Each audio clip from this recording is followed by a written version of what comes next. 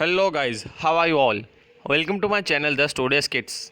I am here again with a new video. As you can see on the screen, our new video is about cost accounting part 2, in which we will take direct labor, that is a unit. आज इस video में हम cost accounting की बात करेंगे। इसके part 1 में हमने इंट्रोडक्शन, ऑब्जेक्टिव्स, एडवांटेजेस, डिसएडवांटेजेस उसका डिस्कशन किया था, और इस वीडियो में हम एक पर्टिकुलर यूनिट लेने वाले हैं जिसका नाम है डायरेक्ट लेबर। सो इस वीडियो में इसके साथ डायरेक्ट लेबर की कौन कौन सी डिटेल्स होगी, तो first what is direct labour, second methods of computation, third illustration. So ये तीन चीज़ें हम लेंगे। इलस्ट्रेशंस में सिर्फ हमने 2 ही मेथड के लिए, क्योंकि उसमें काफ़ी सारी मेथड है, मिनिमम 6 और 7 मेथड है। सो धीरे धीरे अगले अगले वीडियो में हम नेक्स्ट वीडियो में जब भी होगा तब हम लेंगे। So now let's move to the main video. But before that, if you are a new viewer, don't forget to subscribe the channel and like the video. मैं ऐसे ही frequently education videos post करता रहता हूँ, so keep updated yourself and keep watching the Studious Kids. Now let's start the video. First we will see elements of cost. As you are all knowing that there are 2 major elements, that is first direct costs, or you can say direct expenses, in which there are 3 subcategories: direct material, here you can also say direct material cost, direct labor कि जो हम आज करने वाले हैं, और other direct expenses. So elements of cost में जो 2 एलिमेंट्स हैं, डायरेक्ट और दूसरा है इनडायरेक्ट। उसमें फर्स्ट डायरेक्ट में आप सबको पता है कि डायरेक्ट कॉस्ट क्या है, लेकिन अगर हमें उसे एक लाइन में डिफाइन करना हो तो direct expenses are, or direct cost are those expenses or cost which can be conveniently charged directly to a specific cost of unit. Direct cost और यहाँ डायरेक्ट एक्सपेंसेस क्या है कि जिससे हम एक पर्टिकुलर और एक स्पेसिफिक यूनिट पर चार्ज कर सकें। कि जैसे we have to make a shirt, हमें एक शर्ट प्रोड्यूस करनी है और उसके लिए हमें एक रॉ मटेरियल चाहिए, कि जैसे हो गया कि थ्रेड हो गई, फिर एक पूरा जो लंप आता है जो कपड़े का क्लॉथ वो हो गया, तो वो उस पर जो हम खर्चा करेंगे उसे एक डायरेक्ट कॉस्ट या डायरेक्ट एक्सपेंस कहेंगे, क्योंकि वो प्रोडक्ट से डायरेक्ट रिलेट करता है। तो जो चीज़ जो खर्चे प्रोडक्ट से डायरेक्ट रिलेट कर रहे हैं उससे हम डायरेक्ट कॉस्ट या डायरेक्ट एक्सपेंसेस कहेंगे। नाउ डायरेक्ट कॉस्ट और डायरेक्ट एक्सपेंसेस में भी उसके 3 सब टाइप्स हैं। डायरेक्ट मटेरियल क्या, कि जो मटेरियल पे डायरेक्ट एक्सपेंस होता है वो प्रोडक्शन मटेरियल्स पे डायरेक्ट एक्सपेंसेस होते हैं, वो raw materials you can say also. Second is direct labour. Now direct labour is what, for that production the expenses which are made on the labourers और you can say workers, और you can say assembly line workers और anything else, कि जो हम labours, हमारे workers, employees पे जो खर्चा करते हैं वो प्रोडक्ट के रिलेटेड, वो है direct labour. And the third is other direct expenses. Now other direct expenses is what, that you will bringing some kind of stationaries and other administrative, you can also say administrative expenses, but it is not particular that administration expenses. Other expenses क्या हुआ है कि जो material को how can I explain that, उसे allied करते हैं, जैसे हो गया फैक्ट्री रेंट, फिर हो गया इंश्योरेंस, फिर हो गया लाइटनिंग, जो उन्हें असिस्ट करते हैं काम करने में, जो हेल्प करते हैं, वो अदर डायरेक्ट एक्सपेंसेस। क्योंकि वो फिर भले ही अदर है, भले ही वो अलग टाइप के एक्सपेंसेस है कि वो रॉ मटेरियल्स या डायरेक्ट लेबर के नहीं है, लेकिन वो प्रोडक्ट को डायरेक्टली असिस्ट कर रहे हैं प्रोडक्शन में। जैसे कि लाइटनिंग हुआ तो लाइटनिंग मशीन में चलेगी तो वो हुआ लाइटनिंग एक्सपेंस, एक अदर डायरेक्ट एक्सपेंस हुआ, अदर डायरेक्ट एक्सपेंस हुआ। So now let's see the second element, that is you are all knowing indirect cost, or you can say overheads. Now in which here also there are 3 subtypes. The first one is factory overheads, second is administrative overheads, and the third is selling and distribution overheads. Indirect cost या overheads में भी 3 type हैं। कौन कौन से, तो factory overheads, administrative overheads और selling and distribution overheads. जैसे डायरेक्ट है वैसे ही सेम इनडायरेक्ट कॉस्ट और एक्सपेंसेस आर दोज कॉस्ट और expenses which can not be charge directly to a particular cost of unit. जैसे कि हो गया कि हम एक प्रोडक्ट को पर्टिकुलर एक प्रोडक्ट के लिए चार्ज नहीं कर सकते, कि एक शर्ट बनाना है तो उसके लिए हम क्या चीज़ चार्ज डायरेक्टली नहीं कर सकते। अगर रेंट अराइजेज नहीं है तो कोई बात नहीं, अगर लेकिन रेंट अराइज हो रहा है तो वो एक इनडायरेक्ट कॉस्ट हुआ, क्योंकि वो प्रोडक्ट से रिलेट नहीं कर रहा है। अगर वो प्रोडक्ट नहीं होगा तो भी हमें रेंट तो चुकाना ही पड़ेगा। वो उसके जो 3 टाइप्स है वो कौन सा, factory overheads, administrative overheads and selling and distribution overheads. Now उसके नाम में आपको पता चल गया होगा कि factory overheads mean the expenses, indirect expenses caused by factory और कॉस्ड इन फैक्ट्री और कॉस्ड फॉर फैक्ट्री। फैक्ट्री को चलाने के लिए जो भी इनडायरेक्ट एक्सपेंसेस चाहिए वो फैक्ट्री ओवरहेड्स होंगे। Now administrative overheads, administrative overheads is what that the expenses required for running or maintaining the administration work is called administrative overheads. It is very simple. I am not going in very deep points because our main topic is the direct labor, so we have to move on that.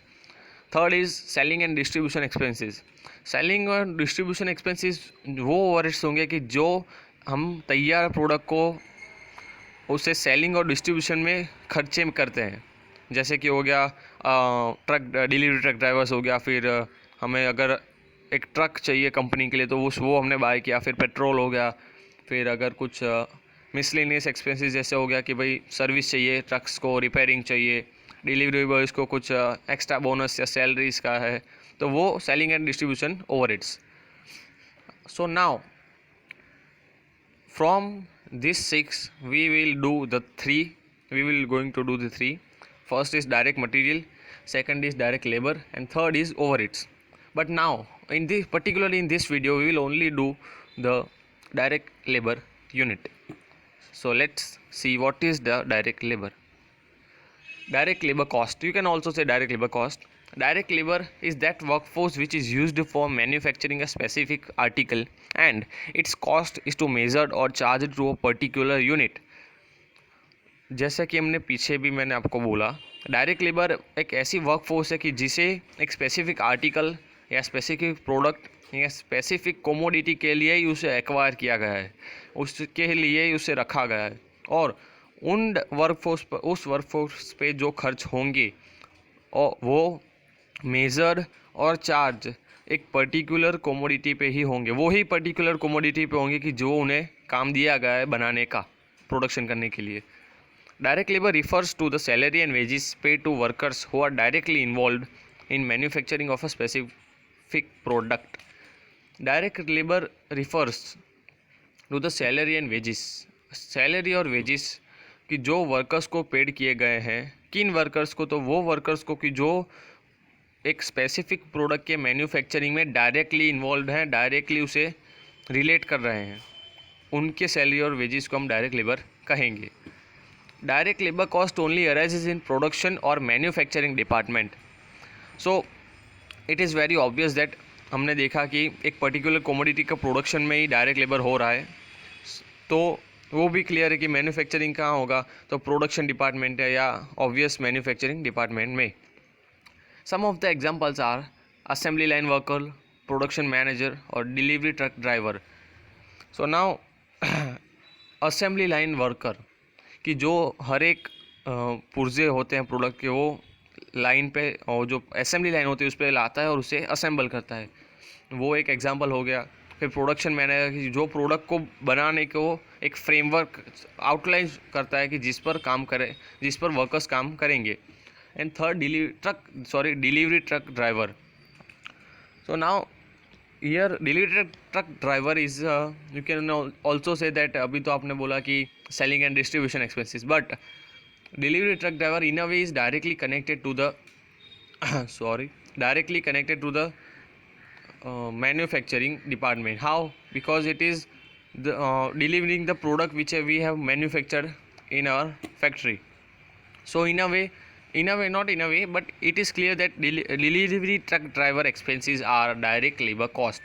और selling और distribution में क्या expense है, जैसे हो गया कि advertisement, फिर हो गया ब्रांडिंग, और उसके रिलेटेड जो हो गया उससे सेम वो आएंगे। So now let's move to the next slide. Systems for wage payments, there are दो मेन सिस्टम्स है। पहली तो traditional wage systems and second incentive wage system. Traditional wage system में दो चीज़ें हैं, दो सिस्टम्स है उसमें भी। First time wage system, second is piece wage system. और इंसेंटिव वेज सिस्टम में भी हमें काफ़ी सारी चीज़ें दी गई है मेथड्स काफ़ी हैं, लेकिन हमें सिर्फ 3 ही रिफ़र करनी है। सो कौन कौन सी मेथड्स है? Halsey plan, Rowan plan, Taylor's differential piece wage system, Bedaux plan, Merrick multiple piece wage, Gantt bonus plan and Emerson's plan. So now from these 7 we have to only do the first 3 which I have highlighted: Halsey plan, Rowan plan and Taylor's differential piece wage system. हमें ये 3 और time wage system और piece wage system करना है। Now time wage system और piece wage system इतने छोटे systems है, इतने छोटे मेथड्स है कि इसी वीडियो में हम वो कवर कर लेंगे और नेक्स्ट वीडियो में हम हाल्से प्लान, रोवर प्लान और Taylor's differential wage piece wage system को डिस्कस करेंगे। तो now let's move to the next, what is time wage system. So time wage system, in this system a worker is paid on the basis of time devoted by him for the product. Maybe as you are all knowing that what is time wage system. इस system में worker किस basis पे paid होता है कि जो time उसने company के लिए या वो प्रोडक्ट के लिए डिवोट किया है उस टाइम पे उसको वेजेस मिलते हैं। Wages may be on as per the per hour, per day, per week और पर मंथ। ऐसा भी हो सकता है उसके पर आवर कुछ हो, जैसे 15, 20, 30, पर डे के कुछ हो, पर वीक के कुछ हो, या पूरे मंथ के जो रेगुलरली होते हैं। इट्स वेरी कॉमन कि सैलरी हो गई 3000 की, यू कैन नॉट से, यू कैन से सैलरी, बट 3000 की सैलरी हो गई, फिर 5000 की सैलरी हो गई पर मंथ की। So this is the example, but under this system the wages are paid according to the time spend by the workers, ignoring the output of his work done. ये उसकी एक limitation है कि इस system में worker को उसने जो टाइम कंपनी को डिवोट किया है कि वो कंपनी में आके जितनी देर रहता है उस पर से उसे मिलता है अपना वेज, लेकिन इस सिस्टम में उसने जो आउटपुट बनाया है वो कम्प्लीटली इग्नोर्ड हो जाता है।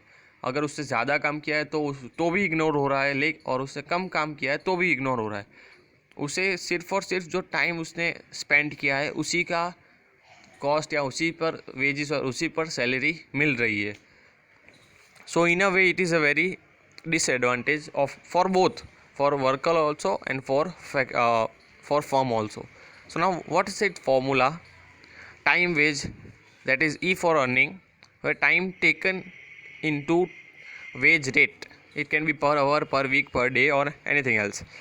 So here you can also say E is equals to TT or T multiply by R. So now let us see the examples.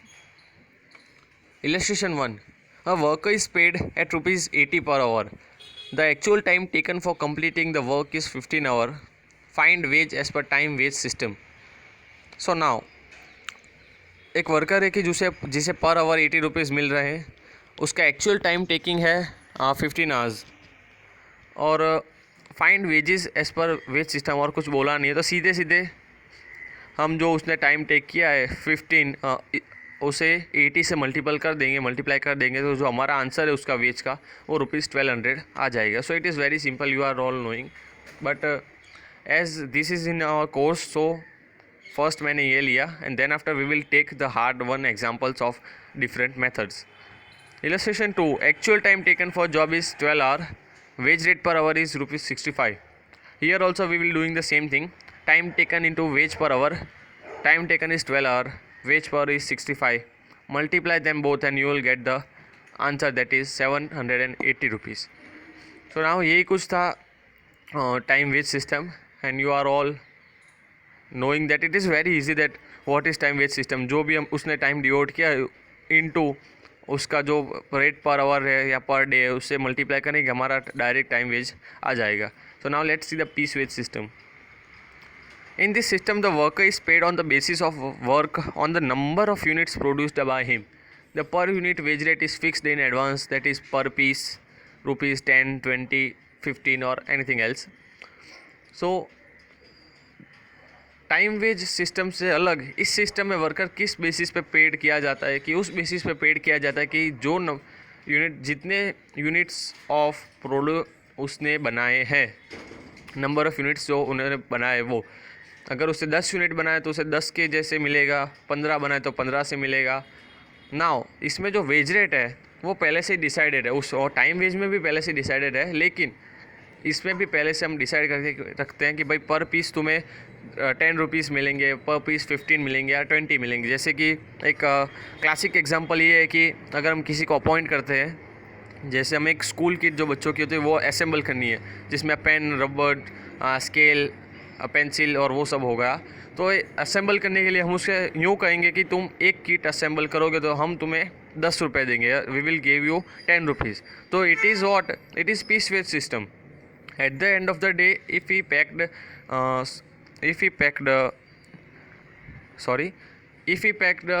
10 kits, so हम उसे 100 रुपीज़ दे देंगे और उसका वो वेज पूरा हो गया.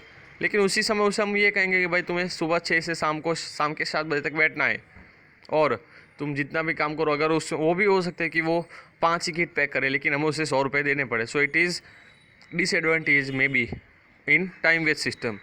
Now what's its formula is total wage. Here I have written total wage, you can write piece wage or you can write direct wage, it doesn't matter. So here the total wage is equals to E is equals to number of units produced W into rate per unit. So last में हमने time किया था, time taken या time devoted you can से, और here हम क्या लेंगे, units produce, number of units produce by him into rate per unit. So let us you can also say that E is equals to W into R. So now let us see the examples. Now illustration 3. A worker produced 25 shirts with the take time of ₹6 hours. The per unit wage is ₹50.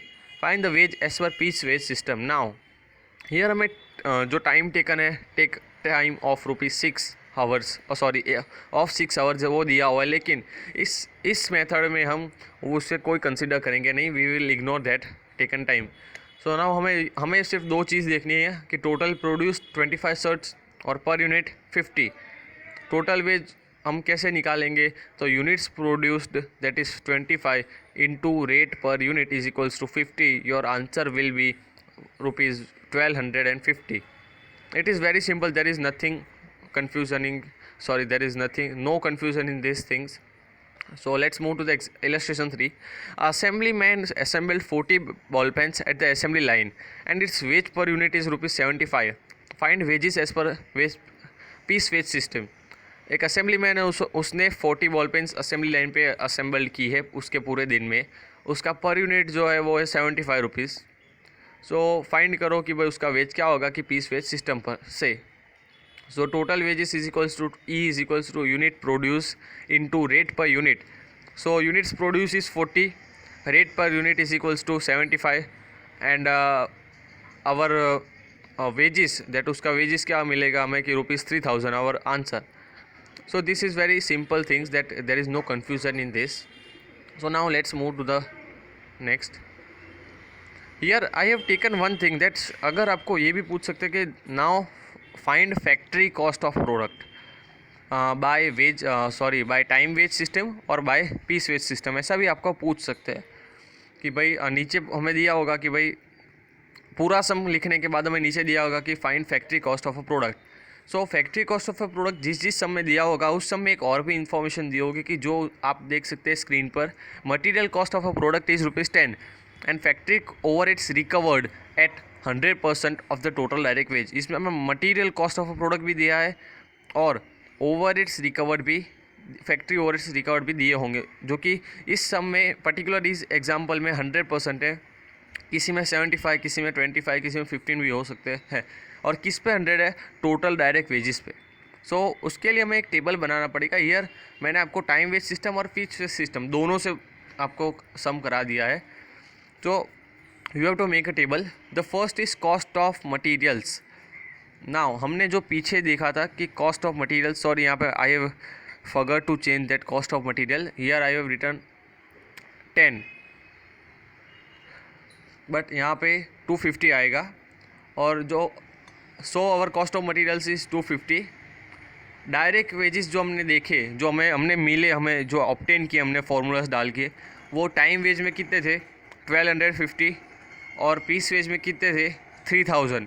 Now in दोनों को हम plus करेंगे तो उससे क्या मिलेगा हमें, prime cost जो मिलेगा उसे हम कहेंगे प्राइम कॉस्ट. टाइम वेज में 250 plus 1250 is equals to 1500. Piece wage में 3000 plus 250 is equals to 3250, 3250. Now इसमें और एक चीज़ है कि भाई फैक्ट्री ओवर्स रिकवर्ड. ना फैक्ट्री ओवर्स रिकवर लिख के हम नीचे ब्रैकेट में लिखेंगे 100%, और यू के जो भी दिया हो कि 50 या 20. ईयर है 100% of direct wage. So direct wages जो हमारे थे 1250 दैट इज़ 1250, वो हम यहाँ पे लिखेंगे और उसमें 3000 लिखेंगे. डायरेक्ट वेजेस 1250 एंड 3000, और उसे हम प्राइम कॉस्ट में ऐड कर देंगे. We will add the factory overs recovered in our prime cost. That 1500 plus 1250, 1250 it is, we will get 2750. Now in second our prime cost is 3250 and our factory overheads recovered is 3000, though the factory cost will be 6250. So ये कुछ है factory cost. It is very easy, you have to just remember the table. Cost of materials plus direct wages is equals to prime cost plus factory overheads recovered, whatever percentage it is, and then you will get your ultimate answer of factory cost of product. So शायद ये पूछ सकते हैं, इसलिए मैंने आपको बताया. So यही कुछ था आज का वीडियो. इसमें हमने यही देखा कि what is time wage system, what is piece wage system, और डायरेक्ट लेबर क्या है, वही सब. But in next video we will see Halsey plan, Rowan plan and Taylor's differential plan. और इस वीडियो में हमने सभी के दो एग्जांपल्स किए, क्योंकि ये काफ़ी सिली एग्जांपल्स है, काफ़ी इजी एग्जांपल्स है, इसलिए हमने सिर्फ 2 ही किए हैं. वरना ज़्यादा करता तो आप सब बोर हो जाते, इसलिए सिर्फ मैंने 2 ही लिए. लेकिन नेक्स्ट वीडियो में कि जब हम हाल्से और रोवन और टेलर्स प्लान करेंगे, तब हम 2 से ज़्यादा यानी शायद 5 या 4 ऐसे कुछ डायरेक्ट सम्स लेंगे, कि जिसे you will also get a idea that what that plans are और रेट सिस्टम्स आर एक्चुअलीज, कि आपको एक्चुअली पता चल जाए कि ये रेट सिस्टम्स क्या है और वो सब कैसे डिराइव करते हैं, कि भाई हाल्से प्लान क्या है, किसने कौन सी फार्मूला से उसका जो आंसर आता है, वो सब हम नेक्स्ट वीडियो में देख लेंगे. So I hope that you like the video and share. If you like the video, don't forget to press the like button and share it to all your friend circles, and don't forget to subscribe the channel, guys. Please subscribe the channel, and we will meet in our next video. Thank you.